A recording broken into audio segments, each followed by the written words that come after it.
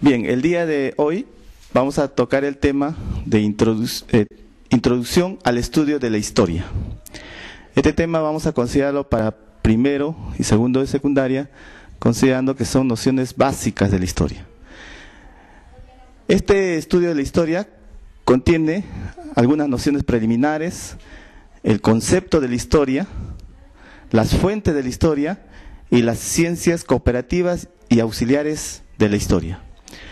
Como nociones preliminares, decimos que con el paso del tiempo el hombre deja huellas.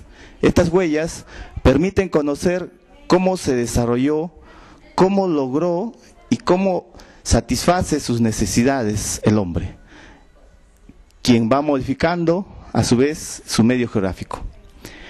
Debemos reconocer que el presente es resultado de las experiencias pasadas y es necesario conocer el pasado para entender el Perú de hoy. Para conocer el pasado nos valemos de la historia.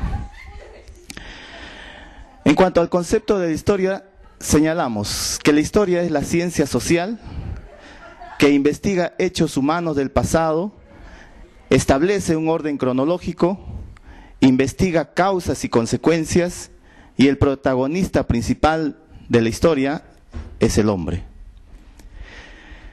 También podemos señalar como especialidades históricas a la historia política, a la historia económica y a la historia de la ciencia. La historia política se refiere básicamente al control y la distribución del poder. La historia económica se refiere a la evolución de las actividades económicas propiamente dichas. Mientras que la historia de la ciencia nos hace ver la evolución del conocimiento humano. Como tercer punto, veremos las fuentes de la historia. Las fuentes de la historia son objetos o hechos que nos informan acerca de la acción histórica desarrollada por el hombre en el pasado. Tenemos algunas clases de fuentes, como son las fuentes escritas, las fuentes orales y las fuentes materiales. Como fuentes escritas tenemos a los manuscritos, a las lápidas, a documentos impresos, las crónicas y las obras literarias, entre otras.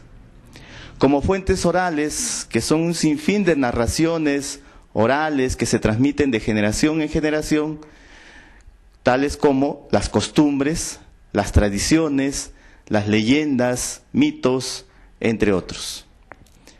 Finalmente tenemos las fuentes materiales, que vienen a ser evidencias materiales, tales como fortalezas, templos, puentes, pinturas rupestres, cropolitos.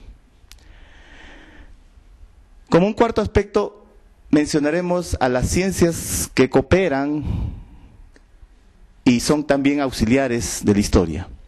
Como ciencias cooperativas de la historia tenemos a la antropología, la sociología, la economía, a la geografía y a la demografía. Como ciencias auxiliares de la historia tenemos a las siguientes: paleografía, la cronología, la numismática, bibliografía, la heráldica y filatelia. Queda como trabajo para ustedes el investigar brevemente a qué se refiere cada una de estas ciencias, tanto cooperativas como auxiliares. Así también vamos a anotar aquí en el siguiente esquema que lo que los historiadores llaman una división de la historia. Esto para cuestiones didácticas de una mejor enseñanza y conocimiento de la misma. La historia se ha dividido en función a cómo lo han querido investigar tanto los europeos como a la cultura andina. Tenemos entonces una periodificación europea que consta de dos grandes edades, la prehistoria y la historia propiamente dicha. La prehistoria, que se plantea que se inicia hace 500.000 años antes de Cristo, desde la aparición del hombre hasta la invención de la escritura, considerada en los años 3500 a.C. Y la historia propiamente dicha considera hasta 4 edades: la edad antigua, la edad media, la edad moderna y la edad contemporánea. La edad antigua tiene su inicio con la invención de la escritura, es decir, dando inicio a la historia, y dura hasta el año 476 después de Cristo. Dando inicio a la Edad Media, también, que culmina con la caída del Imperio Romano de Occidente. Este hecho mismo se va a dar lugar al inicio de la Edad Moderna en el siglo XV, a partir del año 1453, o también en el año 1492, que vienen a constituirse en la caída del Imperio Romano de Oriente o también el descubrimiento de América. Finalmente, la Edad Contemporánea, que se inicia en el año 1789 con la Gran Revolución Francesa y dura hasta nuestros días. En cuanto a la periodificación andina, tenemos 3 edades, o épocas: la época autóctona del Perú prehispánico, la época de la influencia hispánica y la época republicana. En cuanto a la época autóctona del Perú prehispánico, decimos que se inicia hace 20.000 años antes de Cristo hasta el año 1532 con la llegada de los españoles después de Cristo.